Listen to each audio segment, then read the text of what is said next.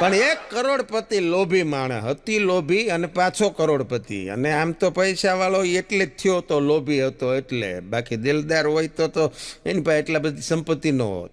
હા, પણ એ બહુ કરોડપતિ માણસ, લોભી માણસ, એ ગુજરી ગયો એટલે ઉપર ગયો, સીધો સ્વર્ગમાં પોગી ગયો. બોલો, સ્વર્ગમાં પોગી ગયો ને એટલે ત્યાં બધા દેવતાઓ બધા હોની ડ્યુટી પ્રમાણે હોના કામમાં આને ત્યાં આવીને જોયો એટલે કીધું, ગાય કોણ?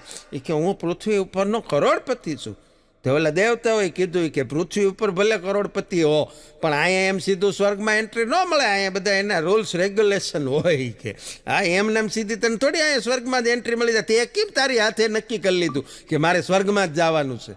હા, અહીંયા સ્વર્ગમાં આવવું હોય તો એના માટે કાંઈક દાન પુણ્ય, કાંઈક સારા કામ કર્યા હોય ને તો સ્વર્ગમાં એન્ટ્રી મળે. હાલ અહીં બે જા, હાલ પ્રશ્નો પૂછો, એના જવાબ આપ, પછી અમે નક્કી કરશું તને સ્વર્ગમાં રાખવો કે નરકમાં જવા દેવો. સારું પૂછો. એટલે આ લોકોએ પ્રશ્ન પૂછ્યો દેવતાઓએ, એ કે કોઈ દિવસ કોઈના માટે કાંઈ સારું કામ કર્યું હતું દાન પુણ્યનું? એટલે ઓલો કે હા કર્યું હતું. શું? એ કે એક વખત એક ભિખારી મારી પાસે માગવા આવ્યો હતો ને માગણ, એને મેં 10 રૂપિયા આપ્યા હતા. કરોડપતિ માણો, એ કે મેં એને 10 રૂપિયા આપ્યા હતા. ઓકે, હાલો લખો. એ કે 10. બીજું? એ કે બીજું તો માંડ તો એને યાદ આવ્યું. એ કે બીજું તો એવું બનેલું, એક વખત મારી ગાડીની હારે એક છોકરાનું એક્સિડન્ટ થયું, ભટકાણો છોકરો, એટલે મેં એને એ કે 60 રૂપિયા આપી દીધા હતા. ઓલો કે લખો 60. હાલો બીજું?